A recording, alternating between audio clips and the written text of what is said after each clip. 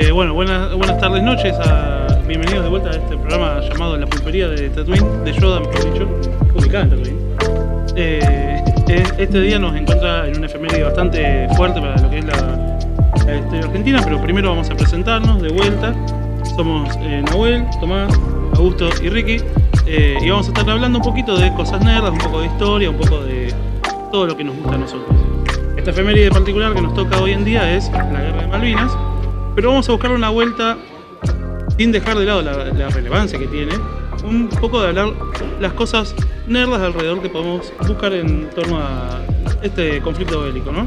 Acá Tomás, Augusto y Nau van a preparar algunas cosas más que yo, porque hoy no hice la tarea, pero Nau va a empezar con unas pequeñas palabras. Bueno, a mí Aguante Boca, hoy es el cumpleaños de Boquita, feliz cumpleaños Boquita. Y ya que vamos a interrumpir, está jugando Estudiantes, nada, esto es el amor al deporte.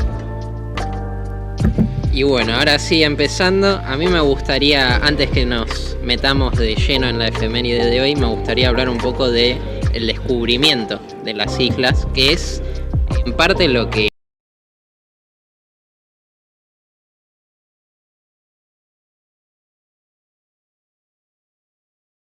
Volvimos. La familia Magallanes nos interrumpió la conexión porque estábamos hablando secreto de Estado, así que bueno, ya no nos importa. Bueno, dale, sí. La familia Magallanes. Se cortó la conexión. Es que básicamente soy un operador de la familia Magallanes. Claro, no quería decir. Bueno, no importa, ya la familia Magallanes ya la pusimos en su lugar, así que Nau va a poder hablar tranquilamente. Ya me dijo Fernando Magallanes que estamos tranquilos, así que Arranquemos. Volviendo con el repaso histórico sobre las islas. ahora sí, volvemos entonces. Se supone entonces que Magallanes fue el primero en descubrir las islas y, como no es de otra forma, como todo buen castellano del siglo XVI, las nombra como un personaje bíblico, las Islas Sansón. Qué gran nombre, qué potente. ¿Qué ¿Por potente, qué? no? ¿Por qué? Porque él pasó por el estrecho entre ambas islas y lo relacionó con el mismo estrecho de Gibraltar, ¿no? Que son aquellas son las columnas de Hércules, entonces esto lo relacionó con las columnas del pasaje bíblico de Sansón. Ahora bien, se supone que 18 años antes de él, Vespucio las había nombrado. Pasa que él nombra un archipiélago en el sur y no especifica, y tampoco las cartografía, entonces quedan dudas. Ahora bien, los ingleses a estas islas las descubren 50 años después, según ellos los primeros, pero en los expedientes queda claro de que no. XD.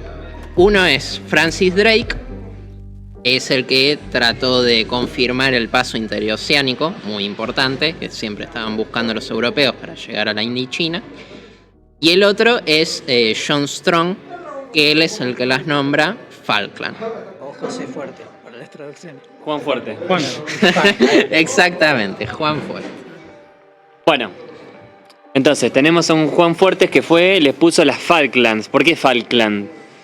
Bueno, es una muy buena pregunta. Es porque en Inglaterra había un condado que tenía ese nombre y es ese conde el que le financia el viaje.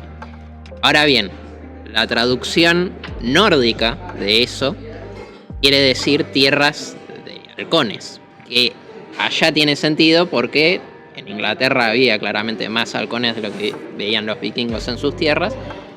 Trayéndolo para acá, salvo algún cóndor, como que no. Sería- ¿Hay halcones allá en las Malvinas?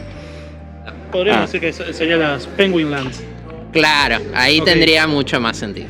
Bueno, siguiendo. Nuestro nombre es más fachero, me parece. Sí, definitivamente. Pero ¿por qué se llaman Más Malvinas? místico. ¿No sabés por qué se llaman Malvinas?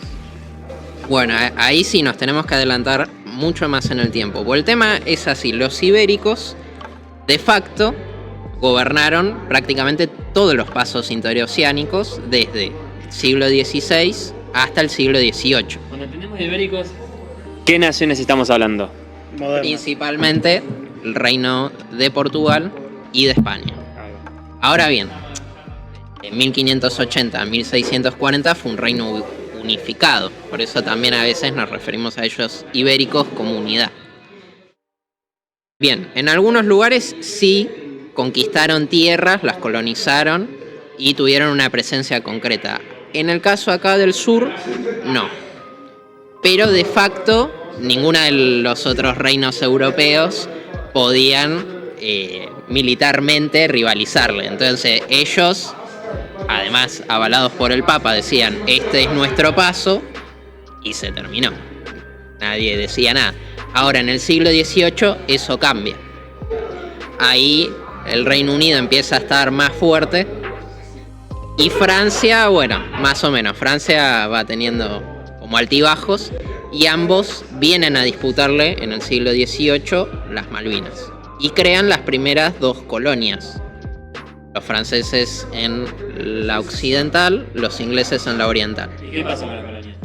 ¿Qué pasó? Bueno, los españoles todavía tenían fuerza suficiente para, por un lado, a los franceses que eran sus aliados, decirle, mira, todo bien pibe, pero esto es mío, nos vemos. Firmaron un tratado y se fueron. Y en el caso de los ingleses tuvieron un conflicto armado y los tuvieron que sacar a la fuerza. Y los ingleses dejan como precedente legal de que las islas le pertenecen a el recién creado Virreinato del Río de la Plata. O sea que hay un precedente legal de reconocimiento. Sí. Ok. Y desde entonces hasta 1811 las islas tienen administración y población hispana. O sea que eso también es un precedente. Ok. Solamente quedan desiertas del 11 al 21, las cuales, como todos estábamos acá con las guerras de independencia, ni unos ni otros mandaron a nadie para allá. Y después los ingleses vuelven a reconocerlas con la República Argentina en el Tratado de Amistad que tienen de Rivadavia. Así que después, en 1831, los estadounidenses y en 1833 los ingleses, incumpliendo los tratados con Argentina, deciden actuar. ¿Por qué? La pregunta es esa, claro, el por qué. El por qué tiene que ver con que alrededor de las islas estaban la industria ballenera, que en aquel momento era muy importante por la grasa para encender las lámparas, básicamente de los civilizados, pero no pagaban impuestos, como en el resto del mundo.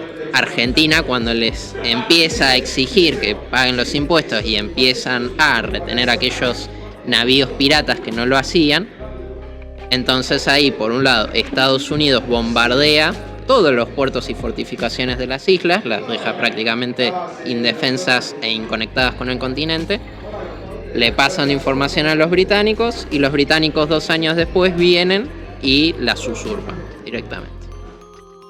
La ocupación de los ingleses es no solamente ilegal, sino que viola tratados internacionales de reconocimiento previos. Exacto. Se caga los tratados preexistentes. Exactamente. No me Pirata, además. No me sorprende. Tanto con España como con Argentina. Ok. Y después, pese a que Argentina varias veces las reclama, desde Rosas en adelante, como siempre hemos tenido conflictos bélicos con nuestros países limítrofes o incluso incursiones anglo-francesas acá en el Río de la Plata, nunca pudimos mandar una flota de nuevo para allá, sino hasta 1982. Pero 1982 es un caso particular, ¿no? Porque estamos dentro de una dictadura. ¿Y cuál es el motivo por el cual se decide, bueno, vamos a buscar estas islas en el cono sur? Bueno, eso también es para largo y tendido el debate. En principio, bueno, de los 50 para acá, creo que Argentina empieza a hacer valer mucho más sus derechos soberanos, no solo sobre las islas, sino sobre la Antártida. Que ahí también el Tratado Antártico, donde las naciones dicen, bueno, ¿y esto de quién es? Obviamente las potencias enseguida dicen, bueno, listo, no hay nadie, mío. Y Chile y Argentina fueron los primeros en decir, no, pará, pues nosotros estamos acá al lado, como puede ser que nosotros no tengamos nuestra parte. Les reconoce, por suerte, de la misma forma, a Australia y Nueva Zelanda, los únicos, después todos europeos. De los 60 para acá ya empieza la idea de ir a las islas, el retorno. En principio los civiles organizan sus propias excursiones. Y bueno, en los 80 ahí tenemos las crisis socioeconómicas, tanto de la dictadura acá como de Margaret Thatcher allá, Y entonces ahí la cúpula militar decide que es como el mejor momento para tomarlas porque no se iban a molestar en venir para acá. Se puede decir que tanto para Reino Unido como para Argentina es una cuestión netamente de inversión política, poner en la vida de sus soldados, de su población, en fin, de salvaguardar un gobierno insalvable, que justamente ambos son de la época neoliberal, son de los dos primeros gobiernos neoliberales que hay en el mundo, pues se puede hablar liberales, neoliberales, pero cuyas políticas de hambreamiento y sobre todo destrucción de los trabajos y de la industria provocan eso, un montón de desempleo, un montón de malestar, y qué mejor que mandarte una guerra para que me deje de joder. La cuestión es... Además, volviendo a lo que decías vos con esto de siempre tener conflictos con nuestros países limítrofes y por eso no enviar tropas, tengo entendido que para la guerra de 1982 Argentina tenía unas hipótesis de conflicto con Chile, por eso deciden mandar a los conscriptos de lo que es Colimba, del servicio militar, a las islas, porque tengo entendido, según los informes también, que fue un error de cálculo. Ellos nunca pensaron que Inglaterra iba a atacar.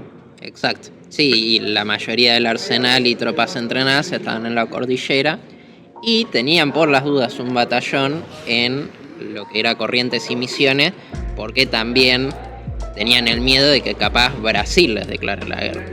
Entonces, ellos se crearon, digamos, sus propias trabas por las cuales ellos mismos terminan fallando en lo que ellos mismos se proponen. Y ahora podríamos decir que Inglaterra viene a defender sus, acá con las comillas, sus islas, con una lógica imperialista, ¿no? Sí, y ahí también es clave nombrar dos hechos previos, porque siempre en el sentido común nos hacen creer como que las islas, bueno, es algo como muy inhóspito, a quién carajo le importa, no hay ningún recurso de importancia, pero la realidad es que los alemanes en las dos guerras mundiales mandan una flota a Malvinas y los ingleses las defienden. Entonces claramente no es solamente unas islas, sino que es sumamente importante para todo el circuito comercial y naval.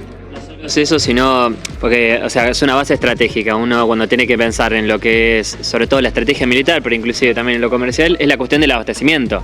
Digo, vos para hacer cualquier cosa necesitas abastecer a tus tropas, necesitas munición, necesitas recursos, materias primas, y las Islas Malvinas junto con el resto de islas que están en lo que es el Atlántico son puestos para lo que van a ser las distribuciones, que históricamente lo han sido. Hoy, en un mundo mucho más globalizado, donde el transporte es mucho más rápido y llega de un lado al otro, las Malvinas tienen una mayor trascendencia, porque si nosotros pensábamos en el 1750, bueno, había mucho transporte, pero ¿por dónde? Digo, ¿cuánto transporte había lo que va a ser el Río de la Plata? Sobre todo teniendo en cuenta el tipo de embarcaciones que eran, no podían bancar los oleajes tan altos, los hielos que ahí te podés encontrar o demás. Eso sí, van a ir rápido. Pero hoy no. Hoy hemos pasado inclusive la de vapor y tenemos la última tecnología. Entonces las Malvinas tienen un valor estratégico. Pero también inclusive hay una cuestión de lo que hay que hablar, que me parece que después deberíamos hablarlo, y creo que Tómica va a tener un montón para hablar, que es la cuestión también de lo que es la soberanía y sobre los recursos que también hay. Porque digo, ¿por qué Reino Unido las sigue manteniendo? Digo, ¿por qué es una política tan dura? No solo tienen recursos energéticos, sino que también está la cuestión de la costa y en los derechos de la pesca. Digo, hay si ustedes ven los mapas geográficos en lo que es la explotación marítima, vos tenés unos ciertos kilómetros de tu costa que son netamente tuyos, en lo cual vos tenés toda la potestad como nación de explotarlos. Piensen que si Reino Unido las reclama y las tiene, todo el territorio alrededor por kilómetros lo puede explotar. Kilómetros que deberían ser de la Argentina. Pero inclusive que algunos se compiten con la Argentina. ¿Se entiende lo que va? Es una cuestión para nada pelotuda. Tiene un montón que ver con la estrategia, tiene un montón que ver con los recursos naturales y tiene un montón que ver con la soberanía. Pero para que ese modelo se mantenga, debe haber un modelo, digamos, geopolítico imperialista. Ahora, ¿qué carajo es el imperialismo? ¿Qué pregunta? Bueno, partamos de la base de que toda esta cuestión acontecimental del conflicto de Malvinas, Inglaterra, Argentina, se inscribe en una estructura mucho más grande que ahí nos vamos a citar a una persona que se parece mucho a Woody Allen, que es Eric Hobsbawm, que él habla de... Pero marxista. Habla de la época que cubrimos mayormente como la era del imperio. ¿Por qué se llama Era del Imperio? Porque es la época en la que se consolidan los grandes imperios europeos. Los grandes imperios europeos que más o menos nosotros avistamos. El reparto del mundo, la globalización, a grandes rasgos, la expansión de la cultura europea y de la economía europea per se, hasta la descolonización de mediados del siglo XX, se puede ver a partir de los imperios británico, francés, alemán, belga, básicamente holandés. Y justamente en la era del imperio, que empieza entre 1870 y empieza a derrumbarse en 1914, pero finalmente cae en la descolonización, que ahí hay toda una discusión sobre... Termina la colonización, pero no termina el imperio. Vamos a llegar eventualmente a eso. Sin embargo, la época de la colonización, la época del imperio colonial, se mantiene hasta mediados del siglo XX. La cuestión es que todo este conflicto con Malvinas se inscribe en la competencia imperial que tiene Gran Bretaña con otras potencias imperiales, Francia, Alemania, posteriormente Estados Unidos, Japón, por el control de los mercados mundiales. Lenin tiene una gran frase célebre que dice que el imperialismo es la fase avanzada del capitalismo. El capitalismo monopolista, básicamente los estados capitalistas, luchan por controlar el mundo, los mercados mundiales. Y a partir de ahí es donde se lleva la puja, que termina llevando a las guerras catastróficas que hubo en el siglo XX. Yo ahí tiene una cosa, que es que cuando el pelado ruso, empieza a hablar del imperialismo y todo... ¿Cuál es ese de Chivita? Es el de Chivita, Sí, que ese. parece muy malvado además, porque parece el prototipo de un... De hecho, la caricatura es de villano surge mucho a partir de eso. ¿En serio? Sí. ¿Qué campo que es? Por las cejas puntiagudas, la ¿Cuál? barbita. Podemos hablar del orientalismo después. Vamos a hablar del orientalismo y Odar Said. De los pelados también, pero sobre todo de Lenin. Pero que es esta cuestión de nosotros vemos a un... Estamos hablando de esa lógica, ¿no? De imperios de consumir, de explotar, de conquistar. Digo, esta lógica no lo hacen como en un sentido fantasioso a lo que se lo ve, podemos discutirlo después, pero se lo ve al Mordor que conquista porque quiere conquistar, porque le gusta conquistar porque es malo y el malo conquista y oprime, sino que es una lógica de ¿por qué conquistar? Digo, porque estas conquistas globales a esa escala, de esa dimensión y con esa lógica no se hicieron anteriormente. Tienen un momento en la historia en la que se hacen. Y tienen una lógica, porque también uno probablemente ve un inglés que está no sé, que está ahí como administrador y por ahí, qué sé yo, es piola, ¿no? Digo, pero ese tipo te está conquistando. Tiene toda una lógica de conquista. Pero entra a tu territorio y te dice, hola, vengo a conquistarte, ¿esto es mi nuevo imperio? No, es otro tipo de imperio. Por eso digo que estas cosas no se hacen de una manera como diciendo, el inglés viene acá y es terrible, así cuco. No, hay toda una lógica por detrás y eso es lo que denuncia y explica Lenin y también otros tantos académicos en sus escritos. Lo que nos compete y por qué hablamos de Malvinas hoy y por qué nos importa Malvinas hoy es porque la lógica imperial no terminó con la descolonización. La lógica imperial sigue, porque los imperios no necesitan decir hola, ¿qué tal? Soy un imperio para ser un imperio. El imperio y el imperialismo sigue hoy día porque hay ciertas lógicas que se perpetúan. Ahora vamos a hablar largo y tendido sobre eso en el segundo bloque, pero lo que nos importa es que si hoy Malvinas se sigue discutiendo como hace 200 años, es porque siguen habiendo ciertas lógicas que se repiten.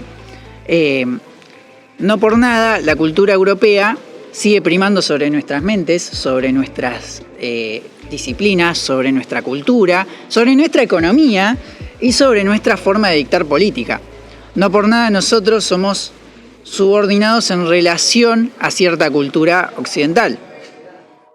Y eso tiene que ver con distintas definiciones que van hacia... que para eso tendría que precisar un poquito más un montón de cosas, como por ejemplo qué es un imperio, qué es imperialismo, qué es colonialismo, porque es como que se difuminan un montón todas esas cuestiones en lo que estoy hablando. Entonces, una pregunta. ¿Se puede decir, vamos a tirar porque acá somos unos frikis de mierda, no sé, los Klingon de Star Trek, el imperio de Star Wars, son imperialistas? Númenor. No, para, no nos adelantemos. Ese es un debate. Digo, si tenemos, por ejemplo, digo por lo más reconocible, ¿son imperios? ¿Son imperialistas? Israel, Estados Unidos, Rusia, ¿son imperialistas? ¿Son colonialistas? ¿Cuál es la diferencia entre imperio y cuál es la diferencia de colonia? Exacto. Pregunto, ¿qué es un imperialismo y qué es un colonialismo? Bueno, para eso vamos a hablar después, porque ahora vamos a hacer un pequeño corte. Los vamos a dejar así con la pica, pero bueno, ya volvemos en un ratito.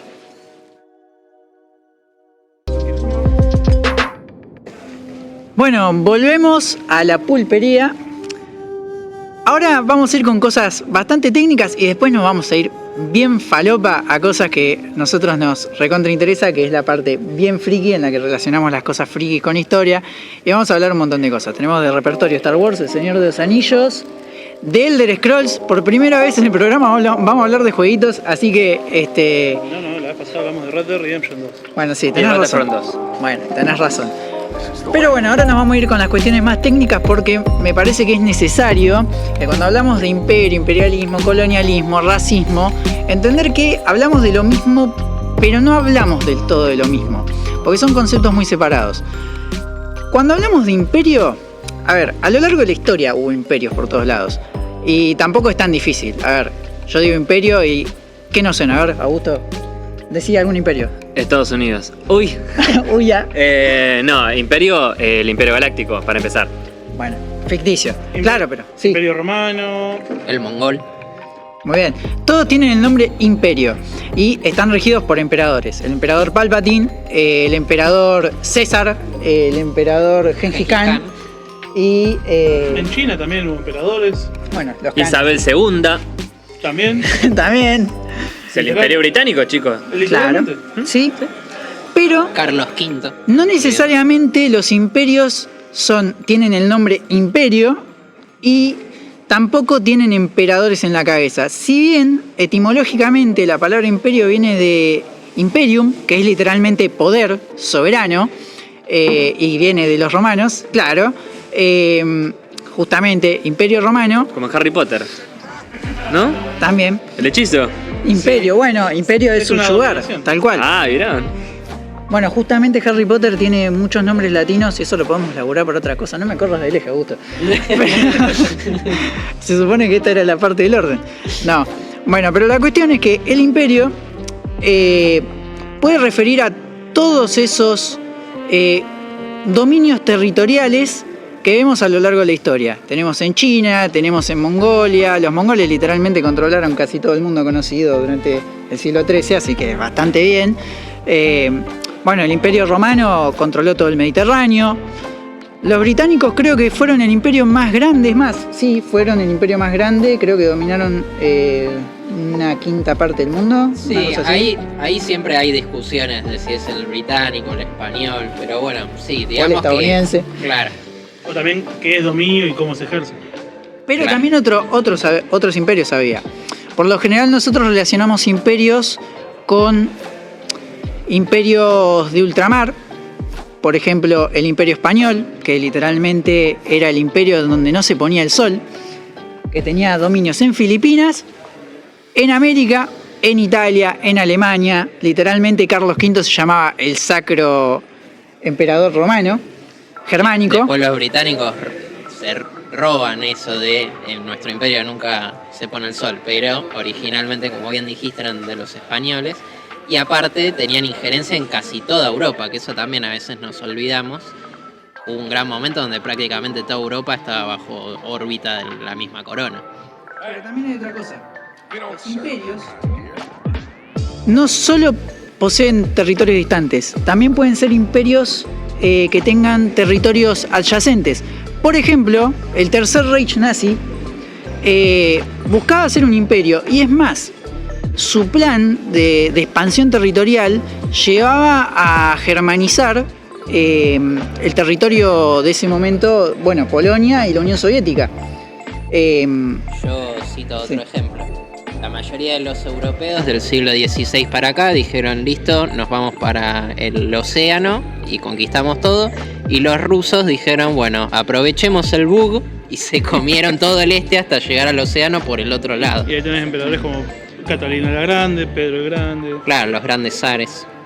Sin embargo, no todos los imperios siguen las lógicas imperialistas. Y ahí encontramos otra distinción.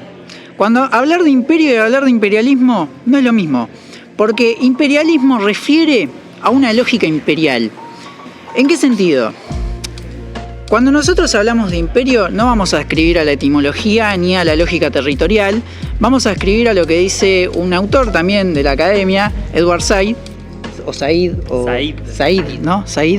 Edward Said, que define el imperio como una unidad territorial dividida entre un centro, la metrópoli, y la periferia. Esa unidad territorial dividida en dos se basa en la interacción entre el centro y la periferia, pero es una relación de dominación, es decir, una relación desigual, en donde el centro domina sobre la periferia y donde el centro extrae recursos de la periferia. Básicamente el centro explota la periferia y a partir de ahí se constituyen centros, se diferencia cada vez más y afirma su superioridad. Eso sería un imperio. Dentro de esa lógica entramos en el imperialismo. El imperialismo sería las prácticas y las lógicas que perpetúan esa superioridad. Por eso cuando nosotros hablamos de imperialismo nos vamos del imperio y hablamos de, por ejemplo, Estados Unidos o Gran Bretaña actual o cualquier país europeo. ¿Por qué? Porque las lógicas imperialistas siguen imperando económicamente, políticamente, culturalmente. Y yo hago una pregunta, ¿cuál es la diferencia entonces entre imperialismo y colonialismo? Bien. El colonialismo es una forma particular de imperialismo. La diferenciación entre imperialismo y colonialismo es que imperialismo es hablar cada vez más de esa cuestión de superioridad. La superioridad, enfatizar en la superioridad del centro frente a la periferia. En cambio, el colonialismo es la posesión territorial, el control territorial sobre esa periferia.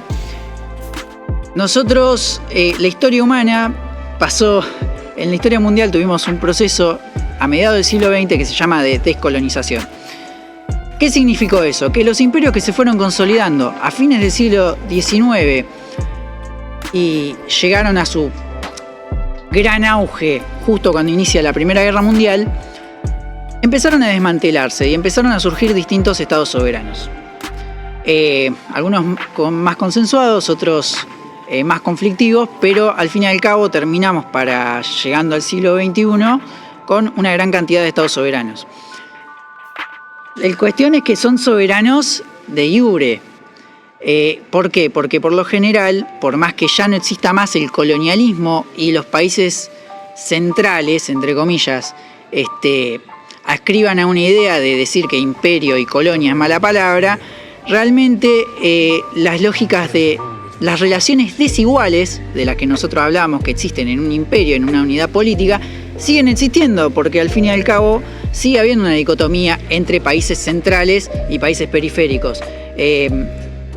Países del primer mundo y países del tercer mundo, o países desarrollados y países en vías de desarrollo. Ahí podríamos, yo digo, ¿no? Para poder entender más el fenómeno, lo que es la descolonización, pensemos, la descolonización se produce sobre todo, y a esto descolonización, de nuevo, con comillas, después de la Segunda Guerra Mundial, ¿no? Hay que pensar que toda esta... ¿Por qué son colonias? Porque eran territorios que estaban directamente controlados por la metrópoli. Son las tropas argelinas, son las tropas del Congo, son las tropas de Vietnam las que van a pelear a los frentes europeos, también a los frentes asiáticos, pero se las mandan a la cuna, a la metrópolis, a Europa, a pelear. ¿Tienen un control? Perdón. No, tienen un control directo. Ahí es donde está, yo marcaría la diferencia con lo que va a pasar después. Esos territorios ya no los podés mandar así nomás. No es que podés decirle, por ejemplo, Vietnam no era una colonia ni británica ni estadounidense. ¿Era una colonia? ¿Qué? Francés. Y son los vietnamitas los que van a pelear a Europa. Después del proceso de descolonización es donde ya Vietnam, hoy Vietnam libre y soberana, no la podés mandar a una guerra. Ya Vietnam no fue a invadir a Irak. No fue a pelear en las distintas guerras que hizo ni Francia, ni Reino Unido, ni Estados Unidos. Porque es un país soberano. La diferencia, que es lo que por ahí acá marcamos, que es un buen ejemplo, es que se descolonizan, no se desimperializan. Y ahí está la diferencia. Porque una cosa, y esto va a entrar después cuando hablemos en los debates sobre qué cosas se puede definir como un imperio y una colonización en el friquismo, en lo que sea, que es que una cosa es colonizarte, es que, ok, el control directo no lo tenés vos, pero el control puede ser directo o indirecto. Ahí está la diferencia. No, te iba a decir, un gran reflejo sobre el aparato imperialista y colonizador, sobre todo en la Primera y Segunda Guerra Mundial, lo podemos ver en el ejemplo de la peli Gallipoli, de 1979 creo que es, en donde actúa Mel Gibson, en la cual una tropa de ejército que pertenece al Imperio Británico, pero que está en Australia, va a pelear por el Imperio Británico en tierras de lo que es entonces de la Gallipoli, que era el Imperio Otomano. Es decir, dos flacos que eran nacidos en una punta del mundo, peleando por una corona que estaba en el lado opuesto del planeta, en un territorio que estaba en el medio de los dos. Ahí vemos traslado de recursos, traslado de tropas, traslado de identidades y ideologías. O sea, la lógica imperial y la lógica, en este caso, colonial, se siguió moviendo y podemos discutir si se sigue moviendo hasta hoy en día. Ahora, mi pregunta con todo esto es, ¿dónde vemos reflejado, además de esta película, estas lógicas de imperialismo, de colonialismo y de imperios? Aprovecho este momento para denunciar desde el fondo de alma de mi víscera al Estado de Israel. ¡Maldito sea Estado de Israel! Israel es un gran ejemplo. Digo, lo tiramos porque ya a mí me gusta hablar mucho de esto. Es un gran ejemplo porque, por ejemplo, yo no sé si diría que Israel tiene una lógica imperialista. No es que Israel va y dice a Jordania, digo como un país de al lado, che, Jordania, tenés que hacer esto. Jordania le dice, chupala, si le decís. Ahora, ¿qué pasa? Tiene una lógica sí colonialista, porque sí, el Estado de Israel se enmarca en su creación desde el imperialismo, pero la propia lógica de Israel es colonialista, porque va al palestino y le dice, no, esta no es tu tierra, no, este no es el lenguaje, esta es mi tierra, este es mi lenguaje, esta es mi historia, esta es la manera de hacer las cosas, y lo hace a base de violencia, te desplaza, te niega, es como la forma más bruta de imperialismo, digamos, ¿no? Pero ahí la diferencia. Israel no es un imperio, es una colonia. ¿Es una colonia de quién? De Occidente. Más que nada de Estados Unidos y Reino Unido. Pero bueno, eso es para mí, si uno dice cuál es el gran ejemplo de hoy día, es eso. Pero bueno, también hay una cuestión ideológica, puede ser, ¿no? De fondo. Pero hay una cuestión que es que cuando hablamos de imperialismo, también hablamos de, con esta cuestión de enmarcar la superioridad de un nosotros, implica siempre en estas relaciones de dominación anular a un otro, subyugar a un otro. Y eso refiere en un montón de cosas, matrices clasistas, matrices racistas, y también en esta cuestión de anular al otro, hablamos de civilización versus barbarie. La cuestión Israel-Palestina tiene muchos de esos tintes, porque una es la civilización blanca, altamente tecnologizada, es como que ellos saben cómo vivir. Cuyo origen es de Oriente, porque la civilización occidental, el origen que se le tiene, de nuevo como concepción, ¿no? No es que claramente Hitler nació en Medio Oriente, sino que la civilización occidental, lo que es el Estado proviene de Medio Oriente. Entonces, es su origen, ¿entendés? Medio Oriente es de ellos, es de Occidente. Sí, pero no. ¿Por qué? Porque Oriente se quedó en la infancia. Porque Oriente es la infancia de la civilización y la siguiente etapa, la adultez de la civilización, es Occidente. Y eso me lleva a una cuestión que es muy importante. La historia universal. Nosotros tenemos un cuentito armado. Lo que a nosotros nos interesa de esta cuestión de imperialismo, como para ya pasar a la parte falopa friki que nos gusta, es la cuestión cultural. Nosotros tenemos acá en la cabeza formateado un chip en el que nosotros sabemos cuál es la imagen de todos. La imagen de América, la imagen de Europa, la imagen de África, la imagen de Asia. Ustedes pueden decir, no existe el imperialismo, no, yo soy argentino, no me importa lo que digan los yanquis. Sí, buenísimo. Es todo un cuentito de, no sé, de los malditos zurdos. Sí, como diría el gran zurdo Tomás Sankara, un revolucionario, el Che Guevara africano, la cuestión es del imperialismo mental. Digo, es la mejor forma de control imperialista, es la de control mental. Si controlan tu mente, que es tu manera de pensar, tu manera de opinar, tus lógicas, te cagaron. Exactamente. Además... Ahí interrumpo. Sí. Ahí entra mucho la lógica esto de la receta para ser un Estado moderno, capitalista y funcional, ¿no? Esto de, bueno, nosotros estamos en vía de desarrollo, pues todavía tenemos que cumplir la tarea que ellos nos dicen para ser como ellos, cuando sabemos que ellos nunca te van a decir cuál es la receta, porque si no, no pueden tener su pirámide de poder, claramente. El problema es que después nos va mal. Y después nos va mal y nos dicen, ven, le va mal porque no lo saben manejar, dejen que lo manejamos nosotros. ¿Qué pasó antes? Nos dieron un préstamo impagable y estamos bajo unas lógicas en las que no podemos pagar esas cosas y terminamos obrando mal por lógicas que se perpetúan. De hecho, Jauretche escribía sobre eso y también Gabriel Ortiz y montones de otros autores argentinos, justamente, pero son dos de más o menos talla que todos podemos acceder. Y hablan sobre esta lógica de subyugación entre lo que serían los cipayos, según Jauretche, y una mente dominadora colonial imperialista que sería, en ese entonces, Gran Bretaña, hoy podríamos decir Estados Unidos o Europa occidental y demás. O sea, tenemos reflejo de eso. Pero también tenemos reflejo en otras cuestiones, como por ejemplo, en el mundo de los videojuegos. Exactamente. Antes de irnos con el tema de los videojuegos, vamos en general a la cultura. Nosotros tenemos una cuestión que, si ustedes no lo notan, ahora se lo hago notar. Indiana Jones. Las novelas de principios del siglo XX trataban de hacer propaganda del mundo imperial. Bien, los británicos hicieron muchas novelas y de ahí surge la idea de Indiana Jones. Ahora, ellos los ingleses iban, se metían en Egipto era una colonia de ellos, agarraban, se llevaban todo lo que era de valor para su historia. Se robaron infantil. Todo. Se robaron todo, crearon el Museo Británico, expusieron todo en el Museo Británico, dijeron somos los custodios de la historia y crearon un montón de historias sobre lo exótico, sobre etcétera, etcétera.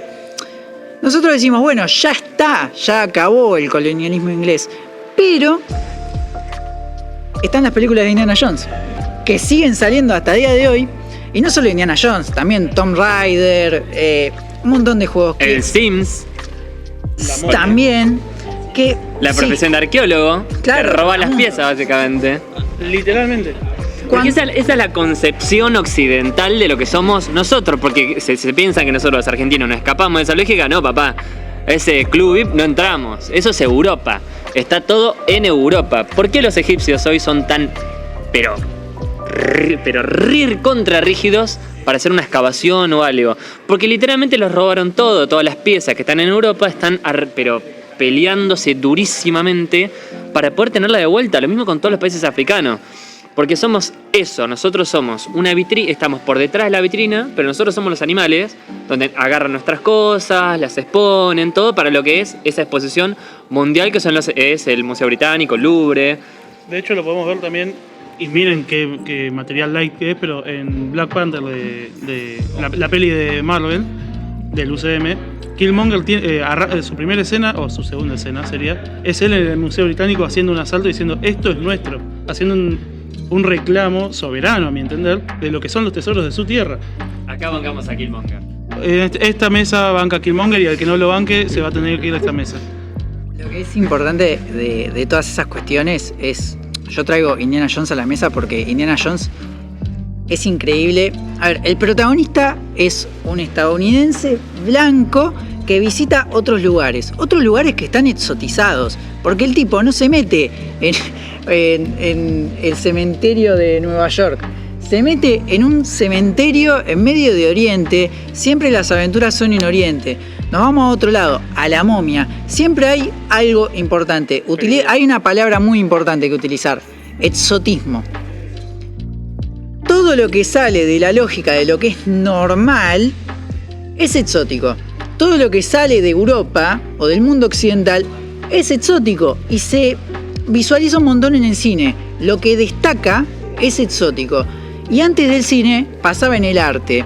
Cuando los europeos empezaron a expandirse en el mundo y descubrirse a sí mismos como europeos y decir nosotros somos esto y nos gusta la cultura clásica y qué sé yo, no solo pintaban cuadros de la cultura clásica y de ellos mismos, también hacían cuadros de Oriente. ¿Y cómo lo hacían? Desnudos, cantándole a la serpiente, y eso lo perpetuamos en el cine. No es necesario que exista un colonialismo para que eso se siga perpetuando, porque hoy lo seguimos perpetuando. Y a eso va la cuestión de los videojuegos. Sí, y justo para entrar en eso, entender que estas lógicas tienen un porqué. De nuevo, no es que viene Francia y dice, no, claramente los chinos son todos putos y qué sé yo, no, sino que para que siempre es una lógica como antropológica de que uno es mejor que el otro, porque bueno, no es una cuestión de lógica de grupo. Tu partido político, tu equipo de fútbol nunca va a ser menor que el otro, siempre vos vas a resaltar lo tuyo. Salvo Argentina, que es el mejor país del mundo. Definitivamente, objetivamente somos el mejor país, fíjense los premios Nobel que tenemos. Ahora, después está la cuestión de que esta construcción que acá estaba comentando Tommy, que lo estamos repasando un poco entre todos, es un producto de una época de nuevo de colonialismo y globalización, donde se encuentran con sociedades que antes no conocían, de medios de comunicación que no existían, de transportes. Y que tampoco se molestaron en conocer, porque también en esta lógica prima el estereotipo.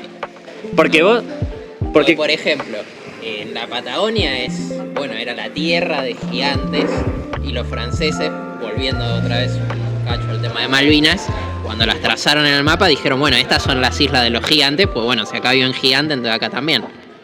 Pero no es que vinieron acá y realmente interpelaron al otro a ver qué pensaba, cómo era. ¿Se acuerdan que hace un año más o menos salió un juego donde vos podías jugar, si mal no recuerdo, como un azteca contra los españoles? La puta las discusiones que se hicieron con eso, pero terrible. Hay cosas que yo realmente dije, hace 50 años pensé que no se discutían, y de la nada el juego medio que lo tuvieron que bajar y cambiar por la cantidad de europeos, sobre todo españoles, que se pusieron en contra de esa lógica. Hay otro ejemplo, hay otro juego que habla muy parecido, pero es creo que es un Sioux estadounidense, lo que hoy es Estados Unidos, peleando en contra de la conquista del oeste de Estados Unidos, y los yanquis se pusieron, los estadounidenses se pusieron todos del grito en el cielo como diciendo, no nos dejan como los malos, así no fue la historia. Sí, son. Hablando de malos, acá hay una muy buena pregunta específicamente para Augusto, a mí me interpela también, pero acá dice, ¿pero Killmonger era un yankee que se creía africano? Killmonger, ahí está la cuestión. Si ustedes ven la película, no quería hablar de esto, pero si ustedes ven la película, cuando van a matar al padre de Killmonger, que el padre de Killmonger, ¿de dónde carajo sale? Acá Nau sabe mucho más que yo solo veo las películas, nunca leí un cómic de Marvel en mi vida, pero el padre de Killmonger viene de Wakanda y dice, se encuentra con este mundo y con esta Wakanda aislada y dice, che, loco, con toda esta tecnología dejamos que nuestros hermanos, estos blancos de mierda europeos, los exploten. Y cuando lo van a matar, van a ver que atrás hay un cuadrito que está Huey, que es el referente de las Panteras Negras, que las Panteras Negras eran un movimiento de izquierda nacionalista negro maoísta. Tipo, histórico real, ¿no? Que lo incluyeron obviamente en Marvel. Se cansaron de perseguirlos en Estados Unidos, te tienen que ver jugar como los aniquila. Los infiltraron por todos lados y encima los infiltraron mal. Ni siquiera eran buenos operativamente para infiltrarlos. Y eran masivos. el padre de Killmonger dice, no, esta tecnología la tenemos que utilizar para reivindicar a los pueblos. O sea, el tipo es un tercermundista. Agarra y dice, aquí hay una lógica de imperio que se sigue sucediendo más allá de que las repúblicas hoy día sean, entre comillas, independientes. Que Wakanda, ¿qué hace? Va y lo matan. Entonces el hijo después ve eso y dice, claro, lee el libro rojo de Mao, lo mataron al papá, sabe que está la tecnología y todo, y Killmonger se vuelve un luchador de la liberación.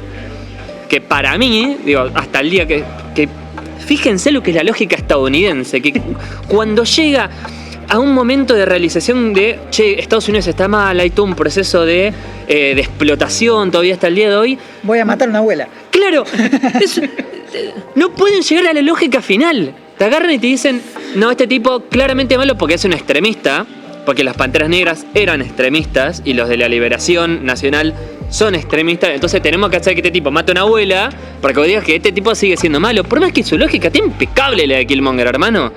De hecho, ¿cuál es la solución una vez que lo matan a Killmonger? Y con esta frase, evocando a alguien que ya evocamos recién, vamos a darle de vuelta el pie a Tommy, diciendo, para maldecir desde el fondo de las vísceras, váyanse al carajo, yanquis de mierda. ¡Qué pueblo digno! Obviamente somos de derecha. La productora dice te amo Chávez. Ok. Bancamos a la Killmongeristas. ISIS, que tiene el nombre de un aparato terrorista. O de la diosa egipcia. También, sí. O de... La cuestión, igual, volviendo un poco a lo que estábamos charlando, es que para que este imperio se sostenga tiene que armar un enemigo, tiene que armar un otro que es bárbaro, porque si yo te domino a vos es porque yo tengo el derecho. Y eso se refleja muy bien en un montón de producciones. Hablamos de Indiana Jones, donde tienen la legitimidad de ir a hacer mierda todo nuestro patrimonio cultural. Estuvimos hablando recién de Killmonger y Black Panther, cuando dicen está bien un poco la lógica más o menos mantenerla como funcionamos, pero ¿en qué otras cosas se puede ver, por ejemplo? A mí me parece que, más que se puede ver, es importante destacar una cuestión que es del imperialismo, que es que no nos están imponiendo nada en sí. No está viniendo un europeo, un occidental, un estadounidense o como lo quieran llamar, o un civilizado, a decirnos, chicos, esto es así, así, así, así. No, nosotros ya lo tenemos incorporado. ¿Qué quiere decir eso? Que nosotros somos americanos y aceptamos que en una película estadounidense nos digan que vivimos todos pobres en el medio del Amazonas, medios doraditos, y que estamos llenos de oro en algún lugar, no sé, porque todavía hay oro que explorar. Ojo, en el medio del Amazonas todavía hay civilizaciones perdidas que podemos encontrar, como los aztecas y los mayas, que están llenas de oro y que nos vamos a volver ricos ni bien la encontramos. Y no nos olvidemos, son caníbales y tienen pelotas así enormes que si vos te metes y agarrás algo, vas a activar un mecanismo escondido que te va a tratar de aplastar. Eso existe, obviamente. Hay civilizaciones que todavía... tribus, no civilizaciones, hay tribus perdidas que todavía no llegaron al siglo XXI. Nosotros miramos eso y decimos, che, qué lógico, sí, seguramente que a cada 2 cuadras tenemos algo así. Y no, nosotros aceptamos eso y nos construimos en base a eso. Nosotros somos americanos, pero no americanos en el sentido que nosotros podemos construir de nuestra americanidad. Somos americanos en el sentido que nos inculca el cine yankee. Y si no nos aceptamos como americanos... Vos decís que no hay montañas en Villa Gesell, no tenemos taberneros mexicanos ni nada así, ¿no? ¿Cómo me reí cuando vi eso? Hijo de puta, googlealo, boludo. Grandes momentos del No cine. les costaba nada, ¿no? Qué hijo de puta. Pero ustedes fíjense que cuando nosotros no aceptamos esa americanidad bastante estereotipada, decimos, no, nosotros no somos americanos. Nosotros venimos de los europeos. Porque somos europeos. Porque somos civilizados. Nosotros no somos americanos. Y además, tipo, y ahí estamos. Esta representación un poco lo charlamos en el primer programa, que es, por ejemplo, los Tusken de Star Wars, que son Tatooine, desierto gigante, obviamente que va a tener árabe. Bueno, no puedes poner árabe, entonces ponemos a los Tusken, que son los Tusken, esas tribus bárbaras que son violentas, sacando las últimas producciones que lograron hacer justicia a los Tusken. Gracias, por favor, Disney. Te amamos, Dave Filoni. No solo fue Dave Filoni, fueron las producciones posteriores que empezaron a decir, che, es un poco más complejo que esto. Y los Tusken no son imbéciles, y tienen razón, tienen lógica, están defendiendo su territorio. Lo podemos ver, esta construcción del orientalismo. Edwards ahí habla del orientalismo, que es, el baile árabe, que es sensual y todo, es baile árabe, muchachos, no es baile cosaco, no es baile francés. Tipo, ¿por qué? Porque es la contraposición a la sociedad organizada, pulcra, todo así como es. Allá las hinchadas de fútbol no son violentas, mentiras, hermano, igual. Ah, sí, andá a una calle holandesa en pleno partido de UEFA a ver si no son violentos. Sí, se recagan a botellazos, a sillazos, a palos. Celtic contra el Lazio, amigo. Pero rico, ahí hay ricos bifes. Por ejemplo, hay que volver a las raíces. No, Preguntá por la explotación infantil en las fábricas en la Inglaterra civilizada del siglo XIX. Eso no pasó. Pero, por ejemplo, cuando vamos a tirar The Elder Scrolls, ¿no? Volvemos a los jueguitos. Tenemos al Imperio, que es Roma, o sea, no lo guardan, dice, estamos completamente basados en el Imperio Romano. Y después tenemos otras sociedades, tenemos a estos seres medios lagartos, que son mayas, básicamente. Que son bestias, son bestias. Son razas bestiales. Son bestializaciones del humano para demostrar que son ajenos a lo civilizado. Y eso es lo importante. ¿Qué es? ¿A qué se asemeja, por ejemplo? A Medio Oriente. Al Medio Oriente, un subcontinente indio, ¿viste? Siempre esas cosas que no son europeas. Ese que no es humano. De hecho, si mal no recuerdo, tenés a los romanos, tenés a los celtas bretones medio franceses, y después tenés a los nórdicos germánicos. Y después no tenés mucho más. O sea. Bueno, en Warhammer 40.000 también está el Imperio Humano y después todas las otras razas las van como convirtiendo más en bichos que, bueno, lo único que queda es conquistarlos. Pasa también en D&D, D&D también. Edición, o sea, el estándar es el humano, después tenés elfos y enanos como las otras razas que son más humanoides, y después las otras razas que existen en el lore pero que no te puedes elegir, como los orcos. Bueno, hay ediciones que podés elegir los orcos, pero a los orcos no te los podés elegir porque son salvajes, son malos, son representaciones de lo extraño. En otros videojuegos también pasa, ¿no? Lo que es interesante de Elder Scrolls, ya que lo hablamos, es que, bueno, The Elder Scrolls tiene una saga de 5 juegos. Por ahora, hay spin-off y toda la bola, pero tienen 5 juegos que se van haciendo desde el 90 y pico, no sé la fecha exacta. Y el último que salió fue Elder Scrolls 5 en 2011, que se volvió a lanzar. Lo cuento más que nada porque por ahí nosotros damos por sentado. Ajá, vamos al hueso. Vamos al hueso. The Elder Scrolls sacó 2 juegos. El 3, Morrowind, y el 4, Oblivion. The Elder Scrolls está situado en el mundo de Tamriel. Tamriel es un mundo con distintas provincias que, por lo menos para el 3 y para el 4, está conformado en un imperio único, una unidad política conformada por el centro, que sería Cyrodiil, cuna del imperio, y las periferias, que serían, en este caso, Morrowind, Skyrim, y otros lugares. Digo nomás los que están en los juegos. Lo que más nos importa es la cuestión de que, fíjense cómo se configura esta doble personalidad, ¿no? Nosotros miramos cómo retratan un imperio en un videojuego, en un mundo ficticio. Usan la misma lógica. Está basado en el Imperio Romano, sí, pero también podemos buscar a partir de ese imperio ficticio y decir, mirá, tiene la misma definición de Edward Said. Hay un centro civilizado y unas periferias bestiales, razas bestiales, que viven un mundo exótico. Pero a la vez tenemos otra cuestión del imperio y del imperialismo. Cómo los desarrolladores de los juegos intentan vender, intentan expresar ese mundo imperial a nosotros. El 3 está situado en la provincia de Morrowind, que es una periferia, un lugar donde el imperio llega, pero más o menos, y tiene que combatir con un mundo local muy distinto. Elfos muy negros. Exótico. Elfos negros. Se llaman elfos oscuros. Producciones así. Sí. Tienen que luchar tienen que combatir con culturas distintas. Es un juego muy profundo, con un montón de tensiones, porque el mundo es muy distinto, es muy oscuro, y se presenta al jugador de esa manera. A mí me encanta decir que los juegos tienen algo en especial para que nosotros problematicemos las cuestiones sociales, porque los juegos llegan a entrar a profundidades que no entra una película por su formato narrativo. ¿Por qué? Porque nosotros el videojuego lo experimentamos, más un Elder Scrolls, porque el Elder Scrolls tiene algo que a mí me gusta llamar que es un juego total. Nosotros experimentamos un mundo, tenemos un sistema económico, un ciclo día y noche, vamos caminando por la ciudad y encontramos distintas tensiones en la ciudad, salimos al campo, vemos otras distintas cosas. Es como la vida real, pero en bits. Y tenés magia. Tenés magia, tenés distintos sistemas que conforman un mundo completo del que te podés enajenar de la realidad. Pero esa realidad enajenada tiene su propia lógica que sale del mundo real.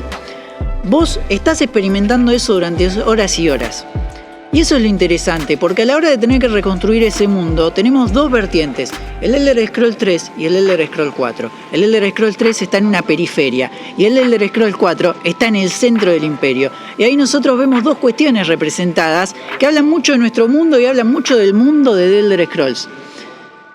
En el 3 tenemos un mundo exótico, muy basado en lo oriental, que qué casualidad que para el mundo real también es exótico. ¿Por qué digo para el mundo real es exótico? Porque la lógica que predomina es la lógica occidental. Y esos juegos son occidentales y están vendidos para una predominada audiencia que piensa occidentalmente.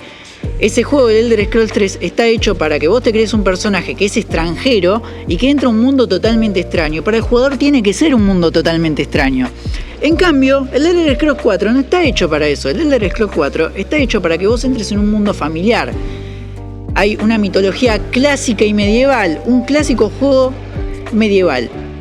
No tenés que encontrarte con un mundo extraño, tenés que encontrarte con un mundo familiar. Caballeros, yo después blancos. ahí tiraría igual, después cuando nos vamos a Skyrim, que para mí es una discusión.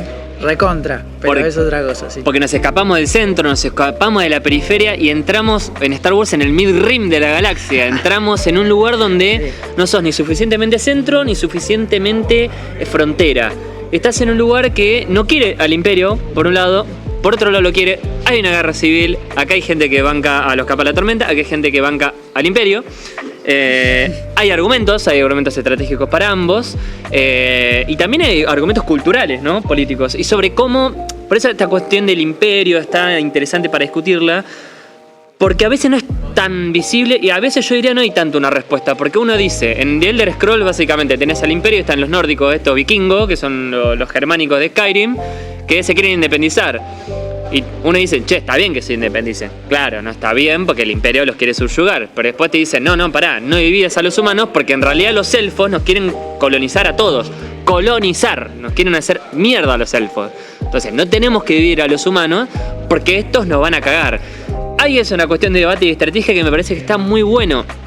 Y tiraría un ejemplito con los pocos minutos que nos quedan, que por ejemplo, en Tolkien, nosotros tenemos a los claros númenóreanos que son el ejemplo occidental. Yo lo amo a Tolkien, pero es un tipo que claramente nació en su época, que claramente es un inglés y que ni Marx escapa de esas contradicciones. En las que, por ejemplo, pone a los númenóreanos, que son los hombres buenos que se le dieron unas islas y son los mejores y tienen todo, que nunca se los marca como los malos, salvo cuando después caen al mal porque viene Sauron, pero antes eran buenos y tenían contacto con los cosas. No, si ustedes leen Tolkien, van a ver cómo empiezan a colonizar, cómo empiezan a destruir bosques, cómo empiezan a desplazar a las poblaciones, empiezan a colonizar los ríos, los puertos. Las propias poblaciones poblaciones que eran pacíficas entran en conflictos con estos númenóreanos, que no es un imperio númenóreano, es un reino. Pero es un reino pacífico, pela, que de piola no tiene nada, de pacífico no tiene nada, porque evidentemente los dunledinos, que después entran, que son esos bárbaros, que están con Isengard, que dicen re piola, tienen todo el derecho, boludo, porque los tienen todo el día explotando, los gondorianos, los númenóreanos, digo. Eso, por ejemplo, un claro ejemplo de cómo un imperio puede, bajo una gran propaganda, proponerse como algo bueno, pero si uno lee las cosas y lee un poco entre líneas, ve que son una mierda. Aguante Dunland. Para cerrar, hay un comentario que nos mandaron recién, que bueno, lo voy a resumir. esta lógica de lo negro igual lo oscuro, lo negro igual la maldad, que es algo que se perpetúa. Es verdad, sí, los elfos oscuros en The Elder Scrolls y también por lo general En toda representación de elfos, cuando hay elfos oscuros son los malos. o los corruptos. O los corruptos, o los que se corrompieron, o los que dejaron caer su magia en el lado oscuro. Pero Lo decía Lee. Los gondorianos, de hecho. No, chicos, en serio le digo. Los gondorianos tenían a estos hombres, le digan como los hombres oscuros. Los hombres oscuros. Los elfos oscuros de Tolkien son los que no quisieron seguir la luz. Son los malos, son los que no confiaron.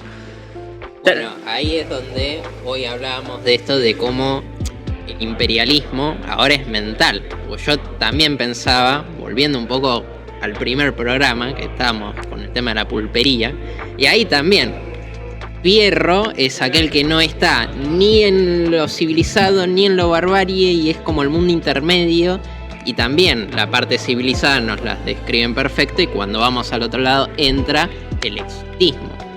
Claramente ahí el salvaje lo pintan casi como un orco, ¿no? Que hay que derrotar, o sea, como que es insalvable.